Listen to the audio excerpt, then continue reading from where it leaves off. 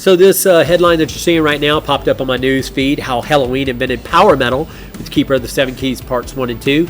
And I, probably like a lot of you, older ones anyway, the first time I ever heard Helloween was, of course, Halloween, when they played that little 5-minute video on Headbangers Ball in the United States, not knowing that it was actually an edited version of a 13-minute beautiful epic, because I immediately went out and bought the vinyl for Keeper of the Seven Keys Part 1. I was already into Fates, Warning, and Iron Maiden, and Queensryche. Helloween with Michael Kiske on vocal just fitted right in there. And I was not disappointed. 8 tracks of just beautiful, fierce heavy metal. Absolutely love it. So I'm a monster fan of Helloween. Saw the article. Let's get into it. The story is by Malcolm Dome, who usually writes for Metal Hammer, I think. So anyway, this is from a month ago. It's a 7-minute read. It will not be in my case because I'm a poor reader. The 80s saw metal splintering into several exciting new subgenres: thrash, death metal, industrial. And in Germany, a former thrash band called Helloween drew up the blueprint for power metal as we know it, with 2 albums that would briefly turn them into metal's next big thing: Keeper of the Seven Keys, Part 1 and Part 2. Quote, "We knew we had come up with something special," said Kai Hansen, Helloween's founding guitarist. "There were records which we knew would make an impact, take us to the next level." The roots of Helloween dated back to 1979 when Hansen and fellow guitarist Pete Schleck, awesome, Iron Savior, love Iron Savior, formed a band called Iron Fist in their native Hamburg. The lineup was completed by Ingo Schwarzenberg on drums and Marcus Grasskopf on bass. After Schleck left to become a sound engineer, he replaced by former powerful guitarist Michael Weikath. By 1984, Iron Fist had changed their name to Helloween and bagged a spot on the misleadingly titled compilation Death Metal, released via soon-to-become influential German label Noise Records. The 2 tracks they contributed, Ernst for Life, I guess that's the Lust for Life song, and Metal Invaders, together with the following year's Helloween EP and the Walls of Jericho album, Maiden on Speed. Yes, apropos. Hansen had doubled up on vocal duties to that point, but he was feeling overstretched. He knew Helloween needed something extra. Quote, "The guitar parts were getting more and more demanding, and I really had to concentrate on that part of which I did for the band." He says, "Trying to perform live was getting tough for me, so it was decided that we needed to bring in another singer," unquote. After an extensive search, 18-year-old powerhouse vocalist Michael Kiske, formerly of German band Ill Prophecy, was drafted in. 18? Jesus, his voice is incredible. Though Hansen had his doubts at first. Quote, "What he did seemed too soft for Helloween," the guitarist admits. "My vocals were rougher, more heavy metal, and I just didn't see Michael fitting in, but slowly he won me over. I came to understand what he could give to this band." Great shot. Prime Helloween right there, 1987. Absolutely love it. That's nice. Kiske's arrival cemented what would become the classic Helloween lineup. Hansen and Weikath, the band's chief songwriters, had amassed a hefty stash of songs. Invigorated, they cooked up a bold plan for the next album. Quote, "We wanted to do a double," says Hansen. "Seriously, we had the songs and the concept in place. No modern metal band had ever done a double studio record before, and we desperately wanted to be the first. But our label, Noise, were completely against it. We fought them really hard and tried to persuade everyone what a great idea it was. But in the end, we lost, and it's such a shame as I felt the project had lost something," unquote. Instead, the band and the label elected to release 2 separate albums a year apart. The original plan was to mix up Hansen and Weikath's songs across the 2 albums. Quote, "But then it was suggested that the first album should feature mostly my stuff, with Michael's songs dominating the second one." Says Hansen, "The reason was that my style was more along the lines of the classic Helloween approach, very much rooted in our past, whereas Michael had a slightly more comic approach to his songs. I suppose these pointed to where the band was heading," unquote. He's not wrong. I don't mind comical songs personally. You can be funny every now and then, but constantly I find irritating. I don't find it interesting. I find it honestly pedestrian and lazy. And there are few Helloween albums that I do not like, but I will have to say that Pink Bubble Go Ape is one of them. Let's continue.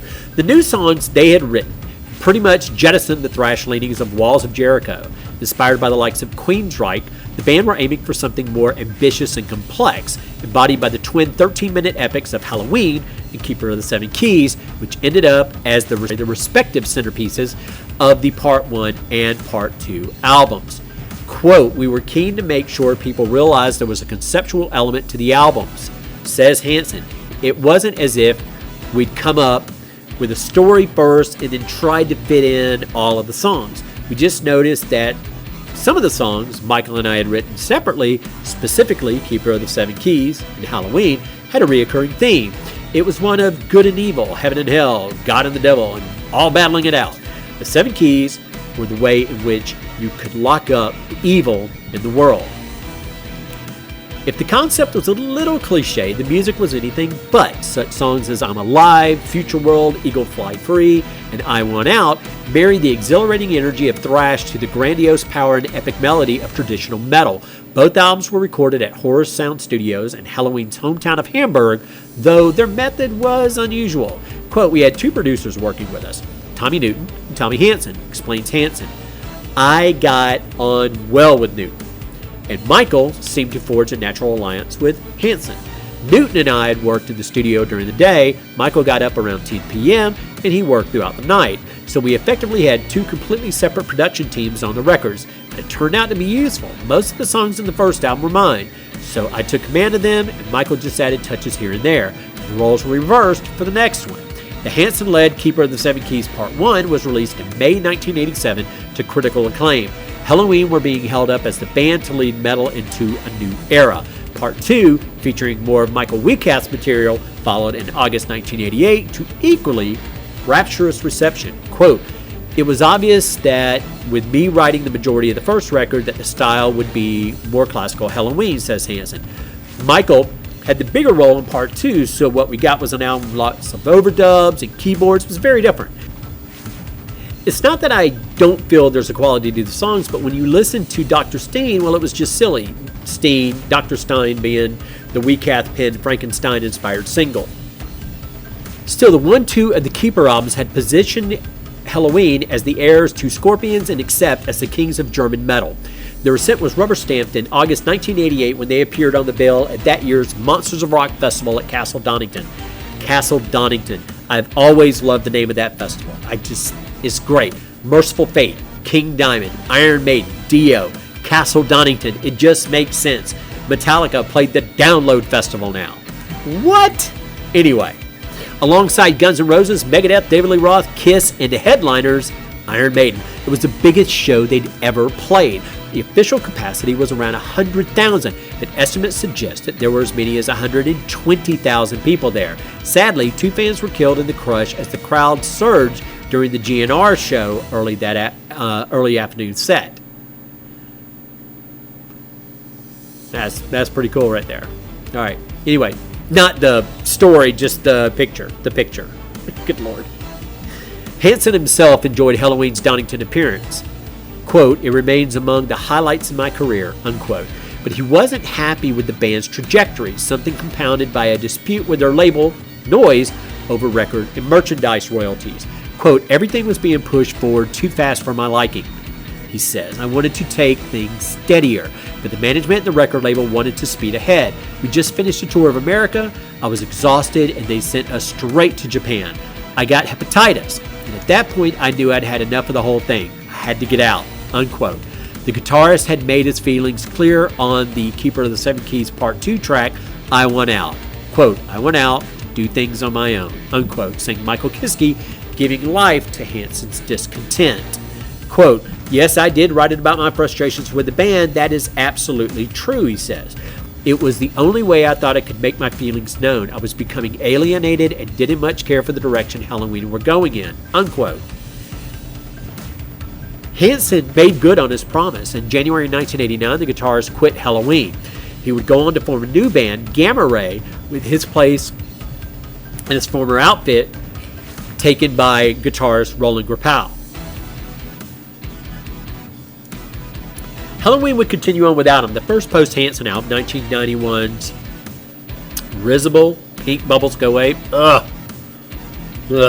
Pink Bubbles Go Away, was an epic misstep, and by the mid-90s, the lineup which had recorded the Keeper of the Seven Keys album had splintered.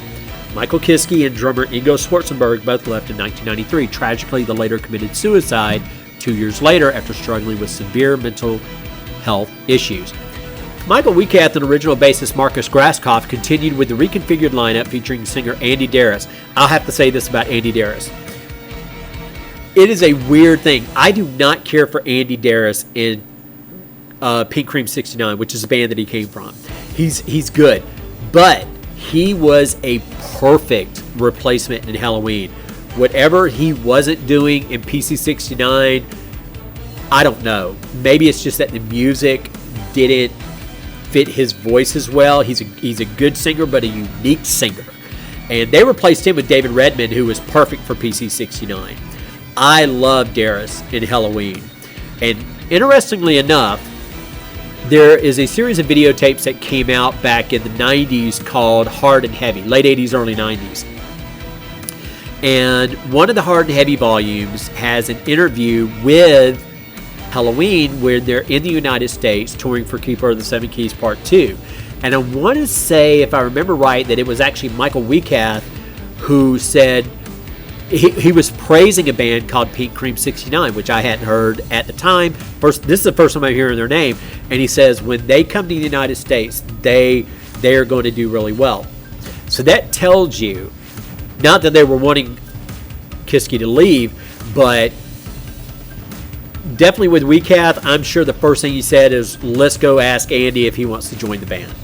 I'm sure that's exactly what happened, because he was already talking about how awesome PC 69 were. So when Master of the Rings came out, and I saw that it was Andy Darris singing, and of course Master of the Rings turns out to be a fantastic album, and really a return to form, which is weird because, like we've just come to know, it was actually Michael Weikath who was responsible for the silly songs. And even though every now and then you get some silly songs, he's actually reined it in. So he kind of found that nice niche between the seriousness and the kind of driving heavy metal and his kind of sillier songs with songs like Perfect Gentleman, Master of the Rings, those songs have silly elements to them but are seriously good songs.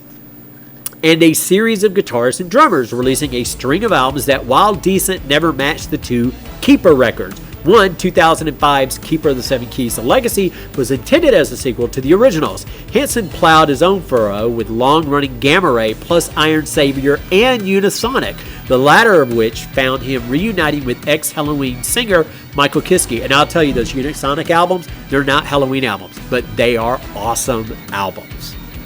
Then in 2016, the unexpected happened after years of insisting a reunion would never happen. Hanson and Kiske joined force with the Weikath-led band for an expanded Helloween lineup. Holy cow, did that work out well. Pumpkins United, And a new album, simply entitled Helloween, and featuring both Michael Kiske and his own replacement, Andy Darris, was released in 2021. I love that album. Today, Helloween's place as the fathers of modern power metal is secure thanks to the Keeper of the Seven Keys Part 1 and 2. And Helloween, the self-titled album that came out 3 years ago, is freaking awesome. Skyfall was the lead single, but to me, there's not a bad album. Now, I got the vinyl for it. It's a double album. I honestly love that album. It is a very good album. And whether it's Kiske, whether it's Darris, or whether it's both of them, I love it when they share vocals. It's a solid album. By the way, also check out the live album they put out for the Pumpkins United tour. Watch the Blu-ray, watch the DVD, so freaking good. Them sharing vocals on Helloween, so good. Quote, they were very important albums, not just for us, but also in the history of heavy metal. And how many people get to say that? How many people get to say in the history of heavy metal? Says Hanson. I'm proud to have been involved. I love the way he puts that. And I'll tell you what, him leaving and we get Roland Grapow, even though I am not a fan of the next 2 albums that he's on, which are Chameleon and Pink Bubbles Go Ape, there are good moments on there. But man, when we get to Master of the Rings, holy cow, we get to hear Grapow do his thing the way it was meant to be done, and it does not disappoint. And the next album, absolutely love it. Time of the Oath. Oh, such a good album. And they released a live video from that tour called High Live, which I highly recommend as well. So anyway, that's the article as related to Helloween. Anyway, thanks for joining me. See you in the next video. Hopefully a review video. Later.